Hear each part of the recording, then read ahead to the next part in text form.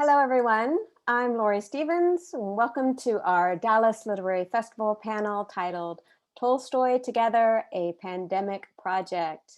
Today we have Brigid Hughes, editor of A Public Space, in conversation with Yiyun Li, Whiting Award-winning author of Tolstoy Together, 85 Days of War and Peace. Welcome to you both, and we look forward to hearing this panel.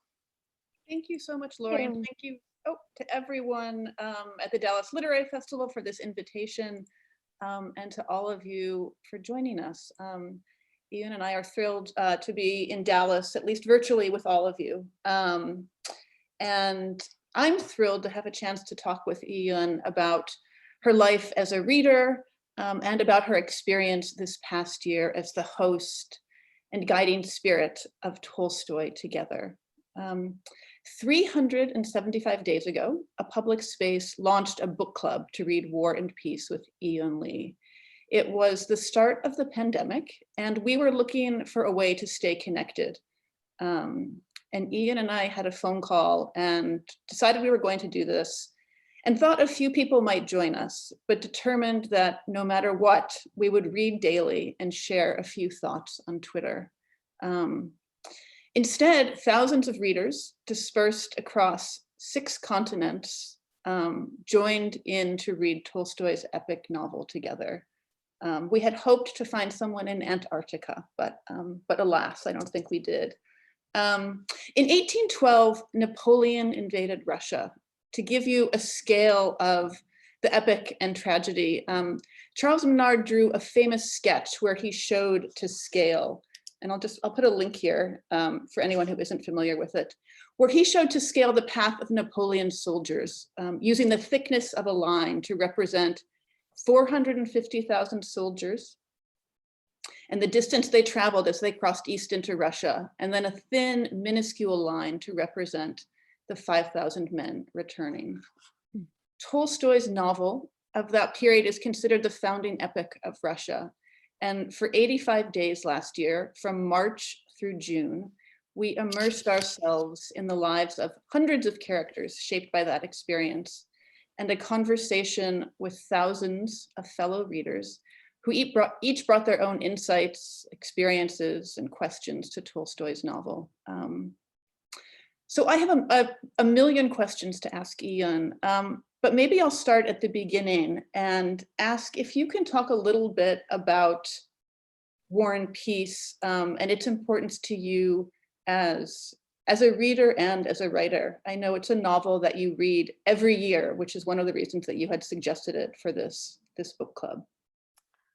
Yes, so where do we start with War and Peace, a novel with 600 characters? I started reading War and Peace mostly because it's such a long novel. You cannot finish it some people do finish in a week, but it just takes me about 6 months each year to finish the novel. And there's something good about that time spent with a book. One is it's just patience. When I was younger, I wasn't a patient reader and I wasn't a patient writer either. I just wanted to get it done, get to the next point, get to the next book, get to the next story. But life is not like that.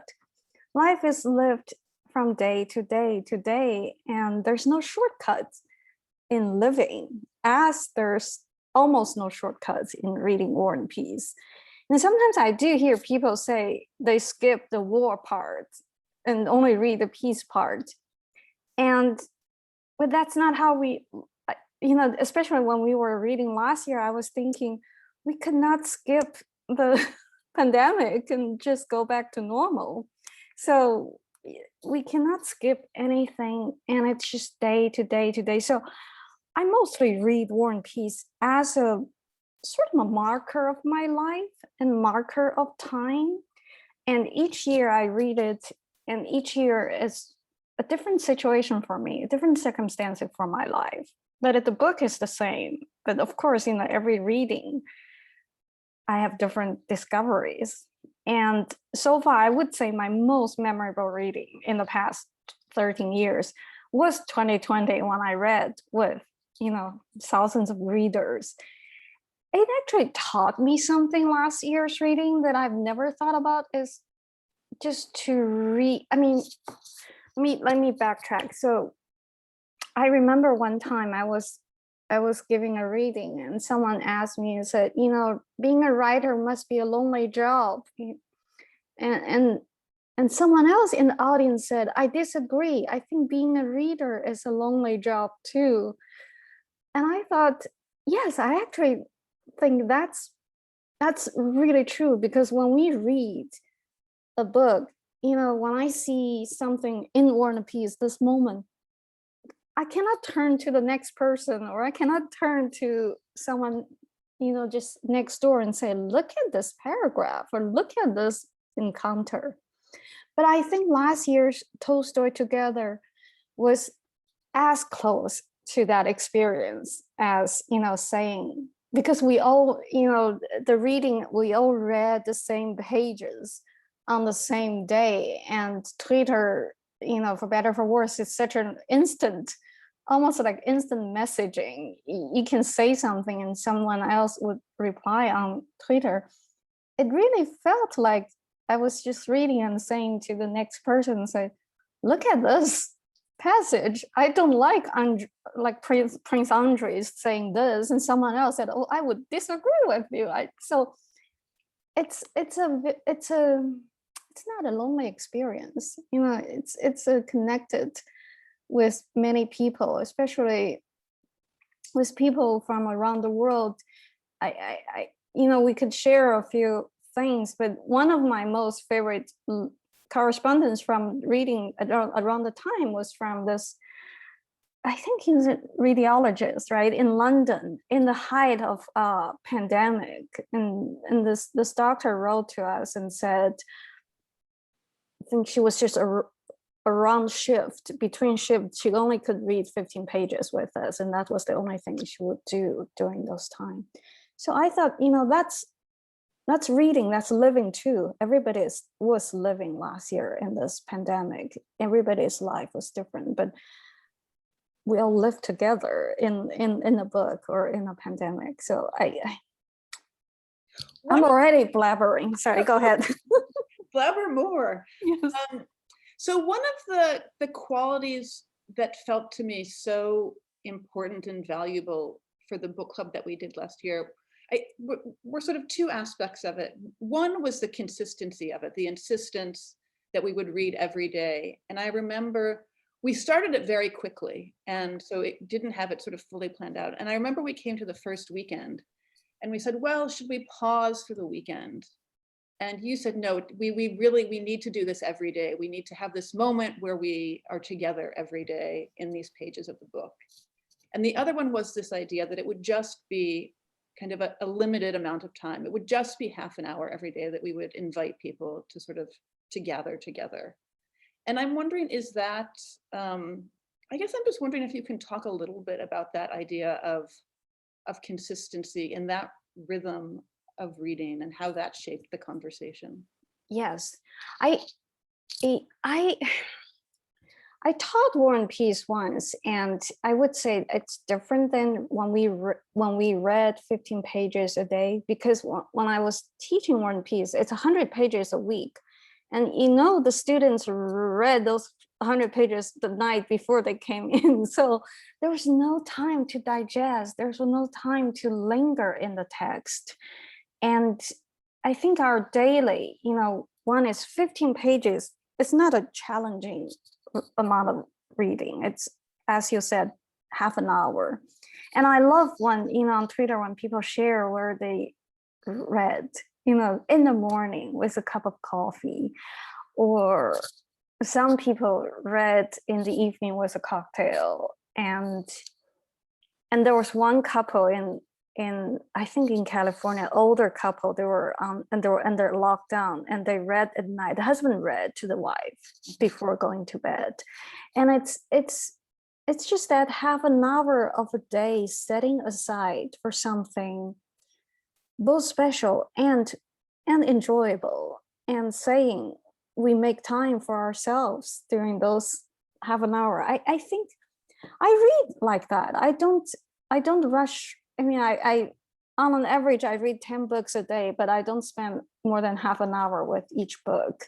So I think there's, someone, I think it's the Alexandra Schwartz from the New Yorker, and she wrote something really nice about, she used the metaphor of aerate the wine, or to, so you decant the wine, so the wine needs the time to feel right. And I think most of my reading, especially for War and Peace, I feel that you really need to spend that much of time, not like 8 hours a day, but half an hour a day for many days, just to be with the book. I mean, selfishly, I also think I am a writer. I would really appreciate if someone says to me, "Oh, I read your book, at one setting in an hour, in a day, in 8 hours." But it would be even nicer if someone said, "Oh, I spent 3 months with your book. Only 3 pages a day." It's okay, because that during those 3 months, I think the book would be growing into a reader's life, would be would be becoming part of the reader's or mind. So I think in that sense, it's especially important to read slowly. And I also think I really love we made the decision not to skip weekend, because in the end, I think the pandemic is also a very strange experience for a lot of people. Someone told me that he stopped using Monday to Sunday. He stopped using the days name to name each day, because every day is the same. So he says day 1 to day 7, and then he rotates day 1 to day 7. So I do think, reading in that sense on weekends just makes a very nice routine. It makes like a standardized the days, and saying there's an anchor of the day, whether you read in the morning or you read in the evening. So in that sense, I think it's important to read every day. That idea of an anchor was so much a part of it during the book club. And maybe I'll just sort of describe a little bit how it worked, because I think that sort of helps give a sense of the world that we all sort of live together in. Yeah. So it took place largely on Twitter. And every morning, Yiyun would share, we would share sort of a reading assignment for every day. We would say, we're going to read from page X to page X.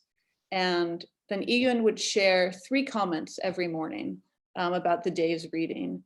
And then we just invited everyone else who was reading along with us to share their comments, to share what they noticed as readers. And there had been some discussion at the beginning that maybe we would present a question to the readers to ask people to think about.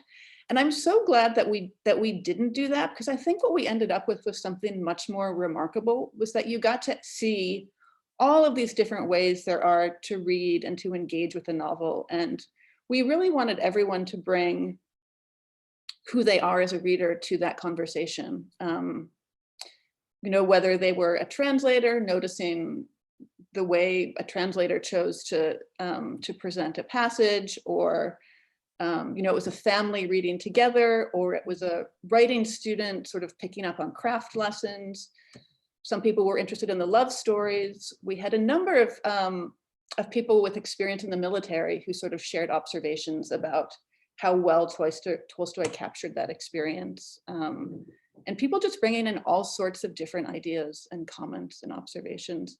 So for me, one of the things that happened was we had this half hour a day, this sort of limited number of pages, so you could read with a really kind of close attention.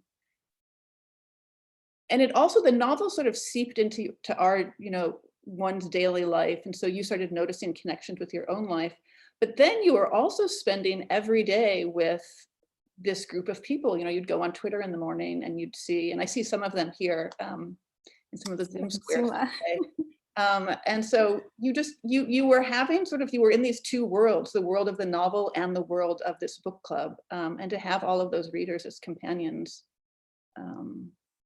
was just, it was a really remarkable experience. And so remarkable that we decided that we would sort of collect this experience and try to translate it into a book, which we're going to publish later this summer.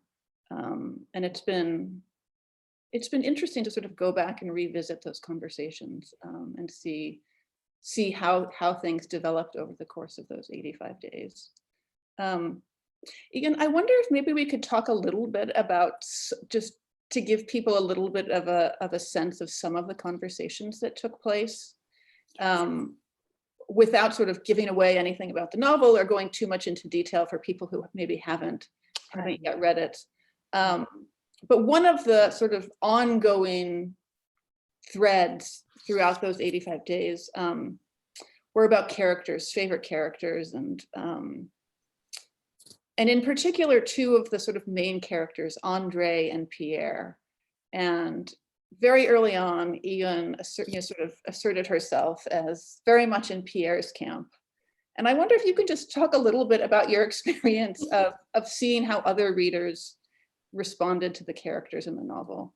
Yes, just to, I think just, it's such an interesting experience for me, because I have been reading the book for so long, but I am reading in my mind, in my own mind, and my interpretations change, but my understanding has remained about the same. It's only, I think I'm just only getting a little deeper with each reading, instead of being jotted out of my angle and all of a sudden looking at the book from other readers' angles.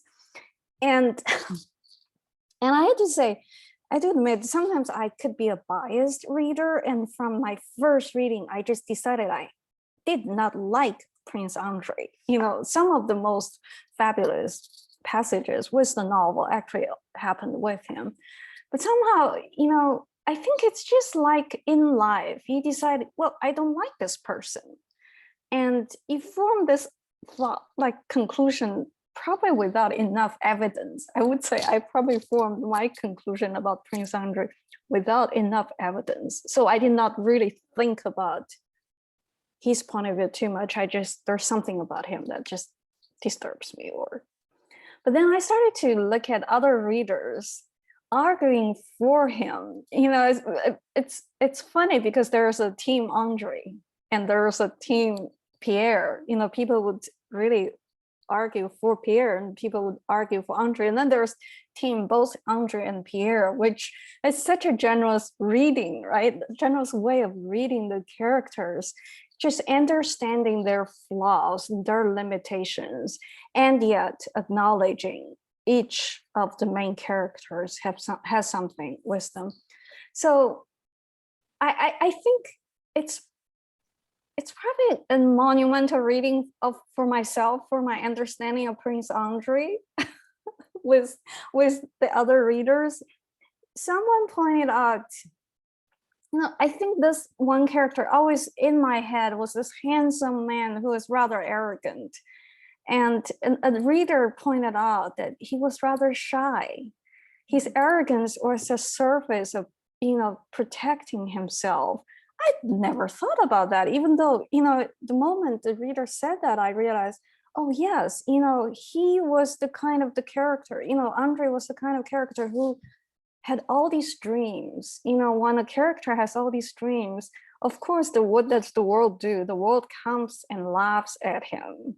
So the world is not a gentle or friendly place for anyone who has dreams. Of course, this man who has all these dreams, he will put up a surface, put up a facade to protect himself. That distancing, that cold affect really does not mean he's a cold and arrogant man. So I mean, when we talk about this, it's so obvious, but it took me 12 years to realize that. And it really took probably 500 readers to convince me to look at him again. So that experience for myself was just a satisfactory reading experience. And as you said, it would not happen when you read by yourself. It happens when you have all these other readers who notice things, for instance, that we would not notice. I've read the book many times. And I missed one thing, even though when someone else pointed out, I realized right away. Someone mentioned very early on that anytime a male character showed up in the novel, Tolstoy would comment on the height of this character. And either it's the tall or the short man. So someone said, what's the average height of the man back then? That, just led to a side conversation. It's not a main conversation about the novel, but people brought in data of, statistics of men's height, and which also reminded me that I did not make the connection Tolstoy was supposed to be a tall man, but when I visited his home, Yasnaya Polyana, his little bed was smaller than my son's bed. Was a very short bed, very narrow. And you just think, well, we always think of him as a tall man, right? Sort of big. But his bed is very small, and his desk and his chair, they were all little. So it's just, I think the kind of reading, I think people notice the details that all of a sudden makes the novel not just one thread reading. It's like already the novel has 1,000 threads, but when different readers pay attention to different things, of course, I think it's just a fun experience to know there's so much to talk about with one novel. And all of the different experiences that people brought to the novel, everything from, I remember one woman sort of was picking up on the sound of Tolstoy's soldiers' spurs and sort of remembering falling hard, as she said, said, I once fell hard for a man in spurs. And you, in the introduction that you've written for the book, you talk about another sound in the novel taking you back to your childhood in Beijing. And I'm wondering sort of if there are other sort of moments or resonances in the novel that took you back to that you sort of connected to other moments. So Tolstoy, for one thing, Tolstoy really sees the world with 1,000 pair of eyes. That's, I'm plagiarizing someone else who said Tolstoy sees the world with many pair of eyes. He really, there was a moment in the novel when Nikolai, the young Count Nikolai, just as a teenage boy who went to the war for the first time, was it always like that moment? He was facing the French soldiers, and the French soldiers were shooting at him. And this young boy, he just had this moment. He said, why would they want to kill me? Me? Nikolai, everybody loves me. My family loves me. My sister and my brothers, they all love me. How would they want to kill me? So that just, the moment of confusing childhood, a childhood world with a grown-up world, with that's such a like a tender moment. And of course, the French soldiers were chasing him, and he had his pistols. He had his pistol in his hand, but he forgot to shoot. What he did was he started to run, and before he ran, he threw the pistol like a rock at the enemy, and he started to run. And so those moments, I thought, well, we always write about people losing their innocence in the real world. And Tolstoy is looking at a boy regaining his boyhood innocence when it's a matter of life and death. All of a sudden he started to run. It's like a game. So I think a lot of things he wrote about, it just make you look at life again and say, wait, that's true. It is a boy. It's not a soldier.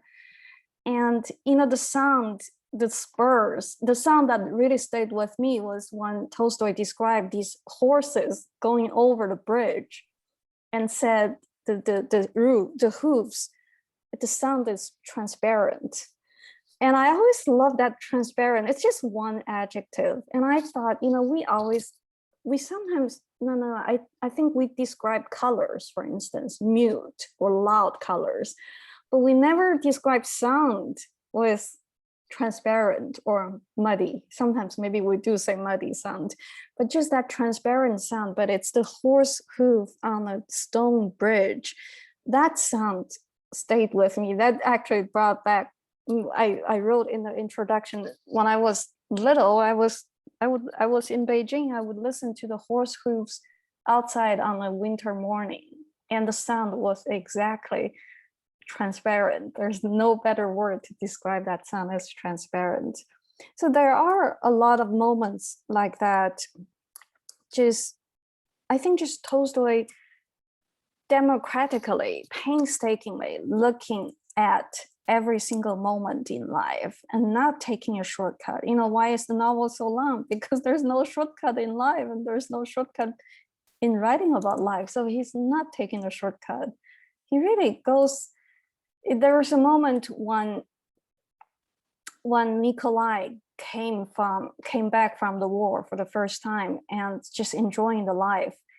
And there was the description, the house was singing. The house had all these, the house was saying these things, which, if you go 100 years from Tolstoy's D.H. Lawrence, the Rocking Horse Winner, in that story, the Rocking Horse Winner, the house was saying, we need money, we need money. And I always think, well, Lawrence actually learned from Tolstoy, and he learned how to write about the unheard voice of a house from Tolstoy. So I'm going to shut up. Can you talk a little bit about when, I know that you've read the novel a number of times, when you first read Tolstoy, and maybe if you could just sort of share one thing that's changed about your understanding of the novel, or how you see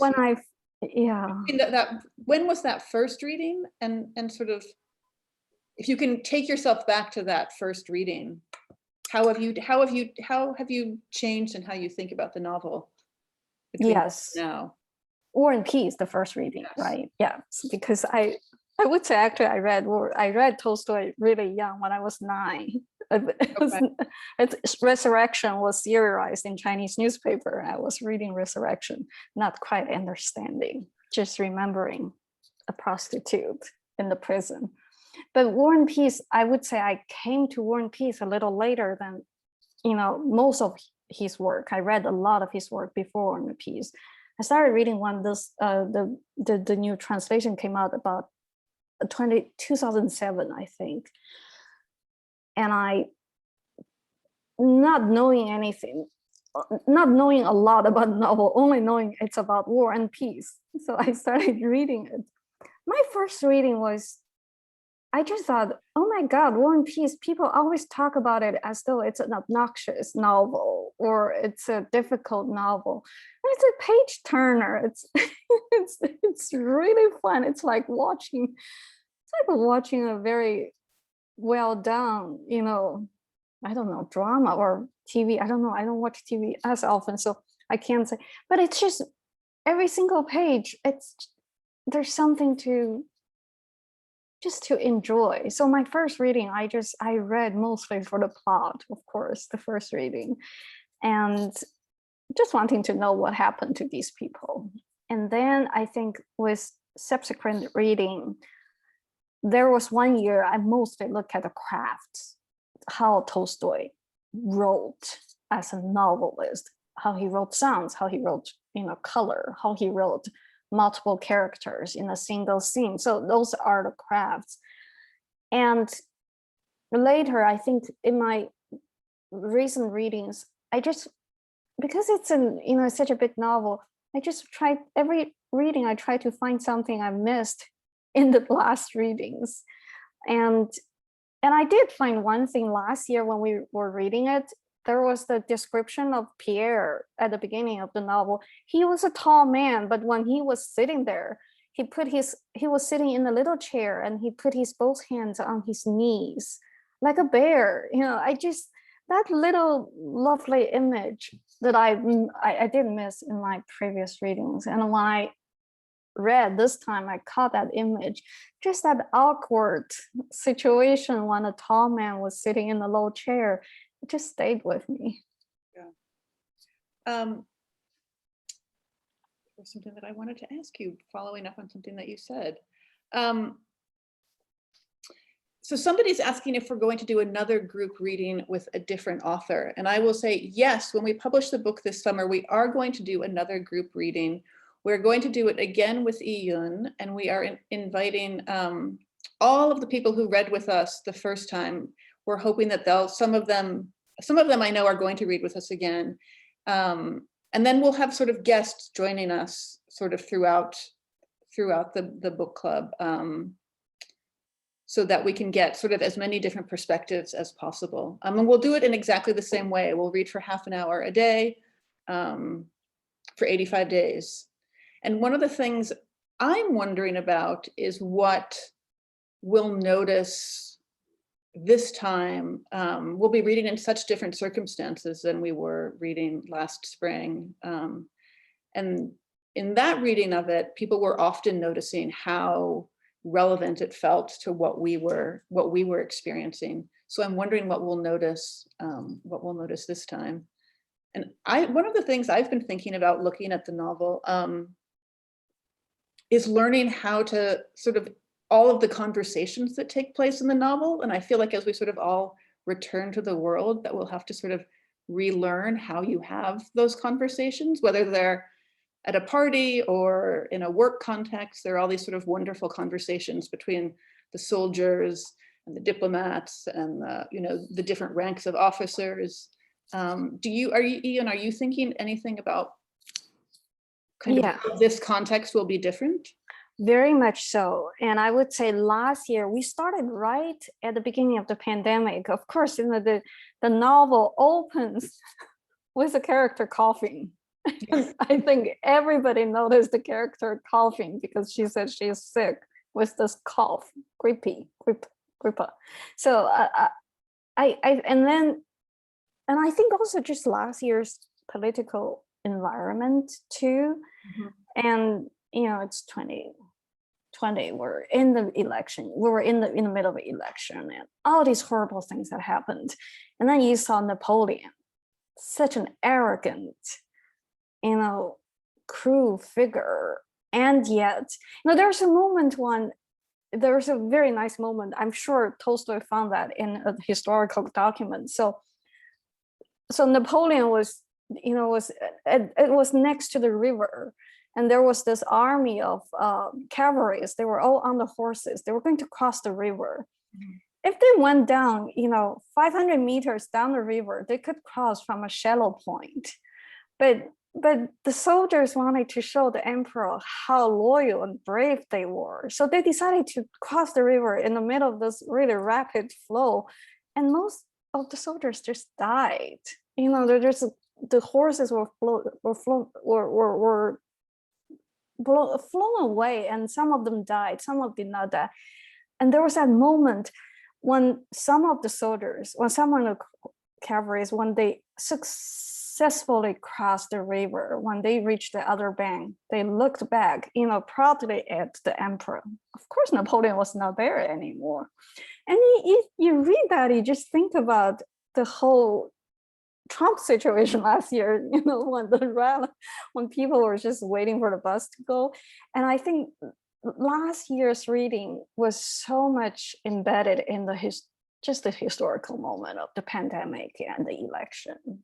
Mm-hmm. And I am looking forward to this reading because it's going to be in the summer. I think our hope is this time really the world is going to go back to some sort of normal. Yes. But I do think the book, there's one thing about War and Peace. It is about how people interact with each other, how characters interact. During the peace part, especially throughout the novel, at the beginning, but throughout the novel, it's party scenes, right? How people talk at parties, how they look at each other, how they catch each other's expressions, or how they hear the things that are not said but are in the air. So all these things, I'm sure when we go back to the real world, all of a sudden we realize, we miss people, but it's hard to read people. So it's just interesting. And you're right. And in the army, the whole army is just like a workplace.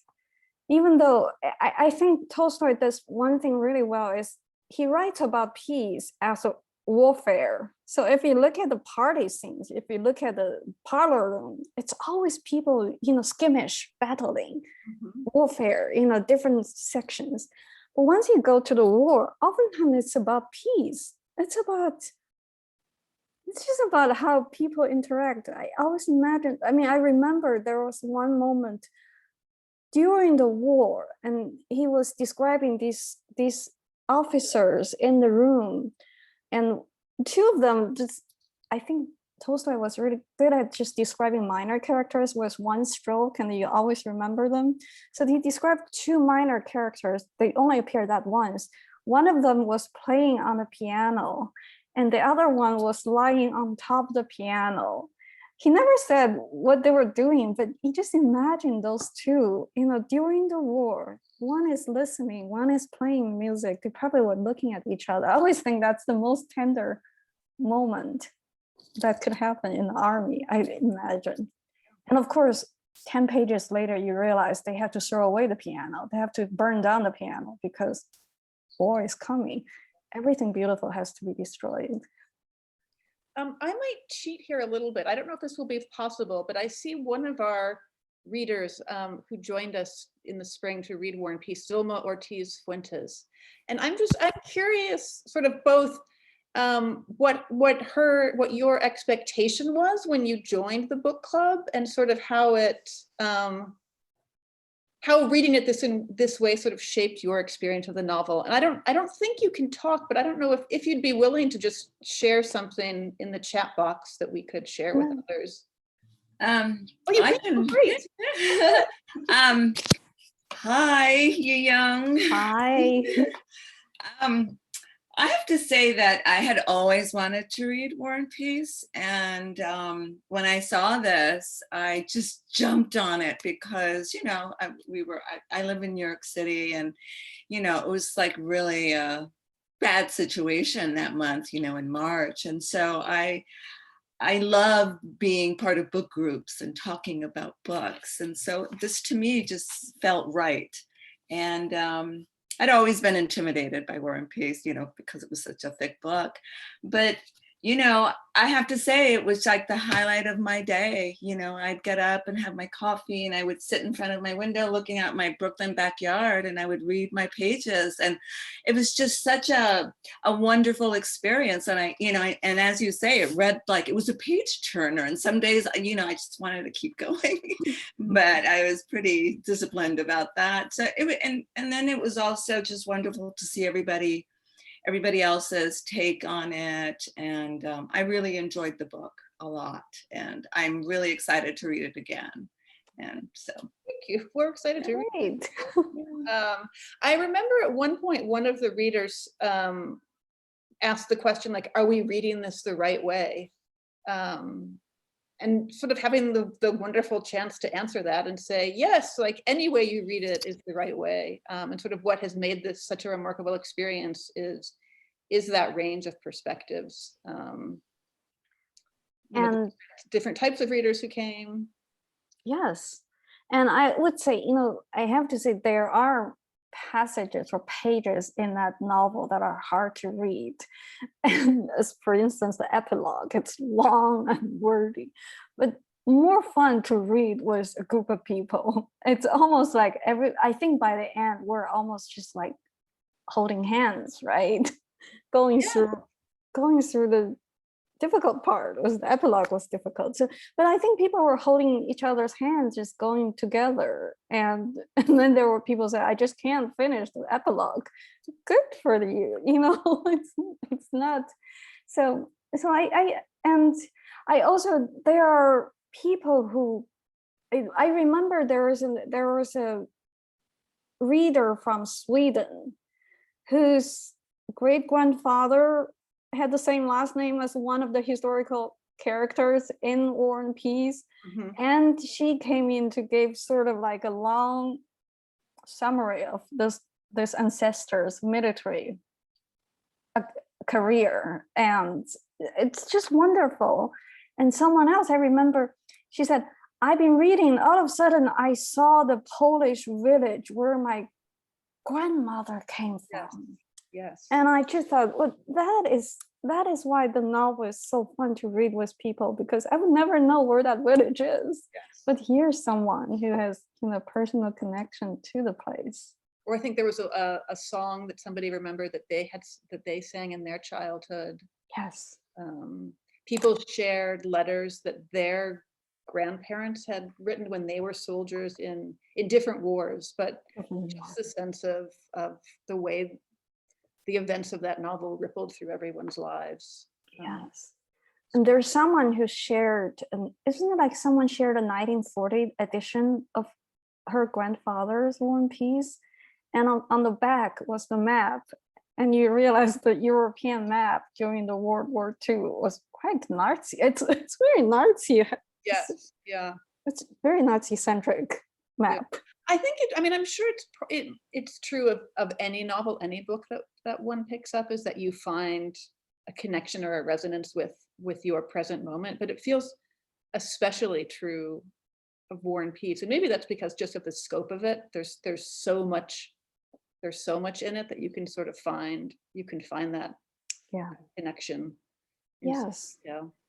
And I think Tolstoy, of course, he can write about how to pickle the fruit, how to make pickles or jams for 20 pages, and how to hunt, the hunting scenes. But it's very Russian, very English.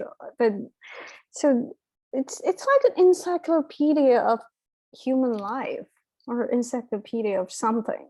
And I just feel that there are so many connections to be made while reading the book. I think we even had days where we shared recipes. Yes. A day of hazel grouse, and somebody shared a recipe for borscht, and a number of people made it that night. I think I remember that. Yeah. Yes. I think we have a few minutes left, and I wanted to ask you a little bit to talk about the novel, sort of what you took from it as a writer. I said that there were a number of sort of different conversations and threads during those 85 days we read together. And one of them were sort of craft lessons that a number of the readers sort of picked up on and commented on. And I'm wondering, if you read this for the first time in 2008, you would have published two story collections and a novel. I'm wondering what you learned, or sort of what you took from him for your own writing. Yes. There was a moment I think I was still working on my first novel, The Vagrants, when I was writing, and when I was reading the first time. There was a moment in towards the end of the novel when the French armies were in Russia, and it was so cold. And I don't think Tolstoy ever said the winter is coming to, the famous Russian winter is coming. So he described that drummer boy, that the Russian armies captured this 13-year-old boy who was the drummer for the French army. And he was so afraid, and he was cold. But it didn't say he was cold. He was intimidated by the whole experience. So not Nikolai, I think it's Petya. What's Nikolai? Sorry, it's Peter. Peter was the boy, it's a boy soldier, so the Russian soldier who could speak French. And he was going to bring this drummer boy to another place, to another tent for food. And the moment they came into the winter night, but there was a moment when the French boy put both hands in his pockets. I always remember that Russian winter started in that novel with the pair of hands in the pockets. You realize he had never experienced that coldness and that shock of cold. I sort of stole that moment and put in my first novel. There was a moment when it was set in China. It was 1979. There was a mass protest, and there was this little boy who went to the protest just to watch the crowd. And there was a moment the sun was rising, and in China in the 1970s, there were all these tall monuments of Chairman Mao. and he just happened to be in the shadow of the chairman Mao, and and the sun just, so he thought it was a little cold, so he moved away from the shadow, he moved into the sun. And that moment actually was my sort of trying to either pay homage or just to steal from Tolstoy, just to write a big moment from a child's small reaction, just the minute vibration of air, the coldness or the sun, the quality of the air. So that, well, I did steal from him. I thought of sort of reading this novel with you and everyone else, and I think of it often when thinking about your work, is the first sentence of the first story that you ever published, a story called Immortality, that begins, "His story, like the story of every one of us, started long before he was born." And just that idea of the individual in history, and kind of the small and the big, and how your work and this novel sort of encompass both that smallness and that vastness. Right. I think we have time for maybe one last question. So we have continued, since we finished reading War and Peace, we've continued at a public space reading together with a series of book clubs. And I just wonder for you, Yiyun, how this initial experience of Tolstoy Together has shaped how you've read these other books that we've read together, sort of what you brought from that experience to the other books you've read this year. Yes. So we did, after Tolstoy Together, we did APS together, public space together. We read a number of different books led by different writers. For instance, Claire Massoud did Two Serious Ladies. And my friend Sarah Bynum read, The Prime of Jean Brody. Yeah, so a different novel. I am enjoying this read together a lot. One is just, I always think, I miss things. I'm a good reader, but I always want to, this is part of the greedy part of a reader, right? You're already reading a good book, but still you worry about missing something. And there are, 100 other readers who pointed out things, and I feel that's, but it's also different from a traditional book club where everybody finish reading the book and then come together to talk about it. I think it makes a huge difference as we're reading together. Mm-hmm. I did Natalia Ginsburg's novel, The Cities and House and City. It's important not to know where the book is going, and it's important to be in suspense along with 100 readers, and then people would have different reactions to the suspense. So I do think it's a very good example of being connected mm-hmm. to like-minded people. And what else do we want as a reader but just to be connected with other like-minded people? So I think I am enjoying it a lot. Well, thank you again so much for the conversation today, for letting us to be connected to you and read War and Peace with you. I hope some of you will join us when we read together again this summer. And thank you again to everyone at the Dallas Literary Festival for this invitation to be here. It was really was wonderful to get a chance to talk with Yiyun and with all of you. Well, thank you very much for coming, everyone. Thank you. Thank you for this lovely panel, and we hope to see all of you at future events here at the Dallas Literary Festival. We have a few more panels to go today. Thank you, Brigid and Yiyun. That was marvelous. Good night, everyone. Good night. Good night.